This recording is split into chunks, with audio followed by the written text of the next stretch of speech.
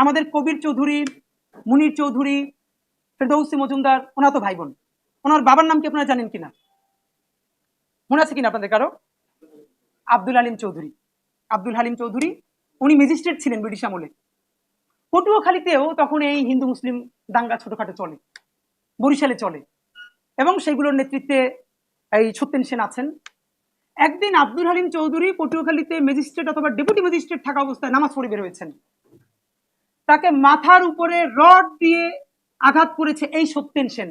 কপাল ভালো, মাথার উপরে না পড়ে সেটা কাঁধে পড়েছে এবং উনি বেঁচে গেছেন। আমাদের আফসোস, সেই আব্দুল হালিম চৌধুরীর ছেলেরা বাংলাদেশের আপামর জনসাধারণের হয়ে উঠতে পারে নাই।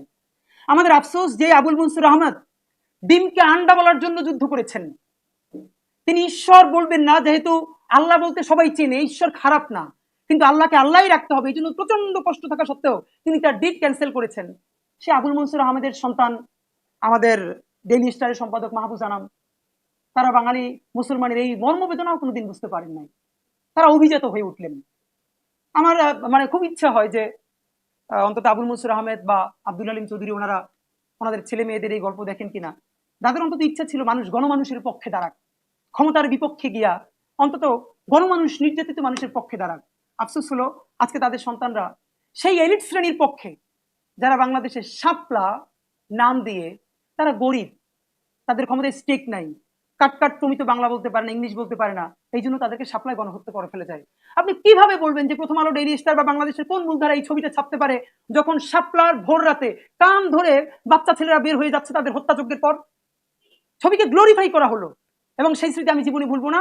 ঢাকা বিশ্ববিদ্যালয়ের রামপুরের শ্রাবণ বাসে আমি সেদিন সকালে আসছি।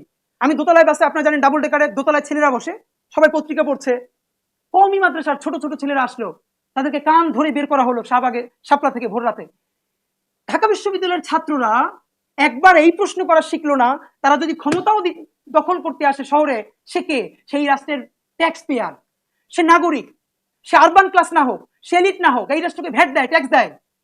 হু gave you the right to kill him? কে তোমাকে তাকে হত্যা করার অনুমতি দিল? তাকে তুমি ডিল করো, আটকাই রাখো, সমঝোতা করো। এর মানে গরিবের রক্তের কোনো দাম নাই। আমি আমি জীবনে ভুলবো না ঢাকা বিশ্ববিদ্যালয়ের প্রতি আমার সমস্ত ধরনের শ্রদ্ধা, ভালোবাসা সেদিন নষ্ট হয়ে গেছে যেদিন দেখলাম ঢাকা বিশ্ববিদ্যালয়ের ছাত্ররা সেই কান্তারা ছবি নিয়ে আনন্দ করতেছে। মুন্সি মোল্লা ঢাকা দখল করতে আইছিল, আমরা তখন সেদিন শপথ নিয়েছিলাম এই মুন্সি মোল্লা আইছিল এই কথারই আমরা বাংলাদেশের শুদ্ধ কথা বানাবো, যেটা আল মাহমুদ বানাইছিলেন। আমরা শাহবাগী থেকে ফ্রেম করি এই কাজগুলোকে।